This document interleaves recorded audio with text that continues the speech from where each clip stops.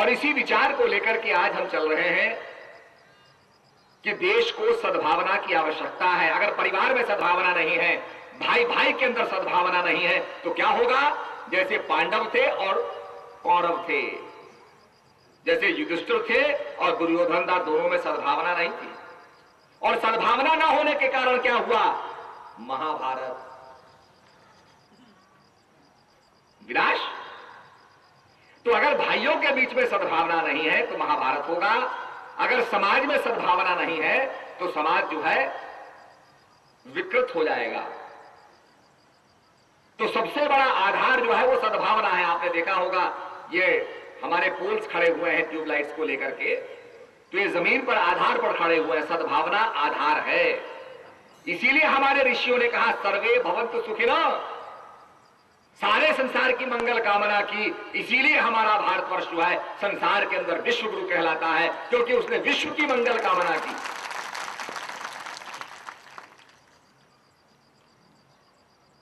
हम पानी को गंगा क्यों कहते हैं, अमृत क्यों कहते हैं, माता क्यों कहते हैं? क्योंकि भगत ने तपस्या की और तपस्या करने के बाद स्वर्ग की धारा को धरती पे ले आया।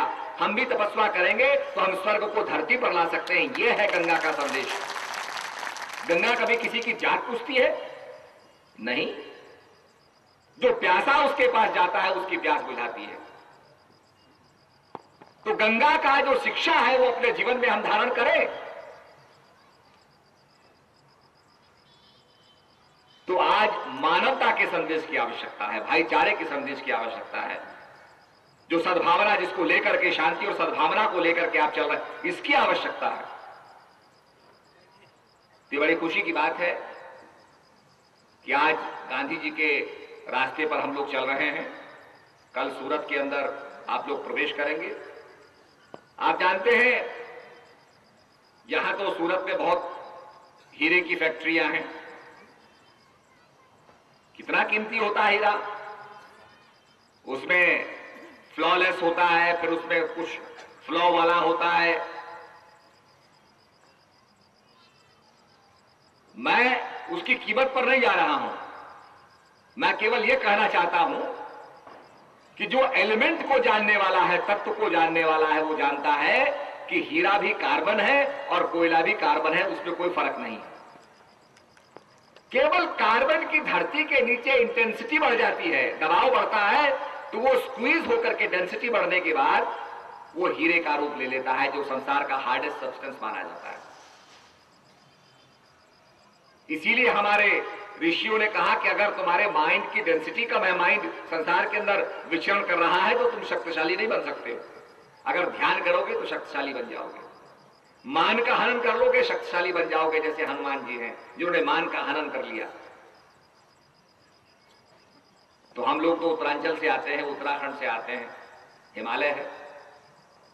और हिमालय क्या शिक्षा देता है? Simple living and high thinking. अपने विचारों को महान बनाओ, ऊंचा बनाओ, ये हिमालय की शिक्षा है। तो हिमालय की गोद से कई नदियां बहती हैं।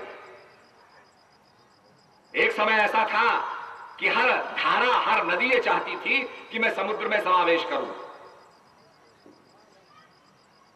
तो आपके त्रिदष्टक, जिसको तिब्बत कहा जाता है, वहां से धौली बहती थी। धौली ने चाहा कि मैं समुद्र में मिलूं। बद्री विशाल के स्थान से, जहां मां मणिभद्रपुर है, माणा गांव कहते हैं, वहां से अलकनंदा बहती है। अलकनंदा चाहती थी मैं समुद्र में समावेश करूं। केदारनाथ से मंदाकिनी बहती है, मंदाकिनी चाहती थी मैं समुद्र में समावेश करूं। पर कोई भी नदी समुद्र तक पहुंच नहीं पाई, समुद्र में समावेश नहीं कर पाई। सब नदियों ने कहा कि हम समुद्र तक पहुंच नहीं पाएंगी, और समुद्र तक पहुंचने के लिए हमें अलग अलग नहीं, एक होकर के चलना होगा। तो धौली के साथ विष्णुप्रयाग में अलकनंदा मिलती है, अलकनंदा के साथ रुद्रप्रयाग के अंदर मंदाकिनी मिलती है, और उसके बाद देवप्रयाग के अंदर भगीरथ अलकनंदा के साथ मिलकर के गंगा का रूप ले लेती है, जो सक्षम हो जाती है समुद्र में समावेश करने के लिए। और जब गंगा समुद्र में मिलती है तो उसका नाम रूप समाप्त हो जाता है। तो ये एक विचार ऐसा है कि हम इस देश में रहने वाले, हिंदी है, वतन है, हिंदुस्तान हमारा, सारे जहां से अच्छा हिंदुस्तान हमारा। मजहब नहीं सिखाता आपस में बैर करना, कोई धर्म लड़ना नहीं सिखाता है, धर्म तोड़ना नहीं सिखाता है, धर्म जोड़ना सिखाता है। और जोड़ोगे, जैसे माला होती है, माला सबको जोड़ती है, माला के अंदर एक धागा होता है। अगर हम शास्त्रों का अवलोकन करें, तौरात का अवलोकन करें, तो उसमें आता है कि अल्लाह ताला ने मट्टी का पुतला बनाया, उसमें एक फूंक मारी, जो जीता जागता इंसान बन गया। तो वो धागा जो है सबके अंदर से रब रहा है। धागा में 108 मणके होते हैं, 108 धागा नहीं होता, धागा एक ही होता है।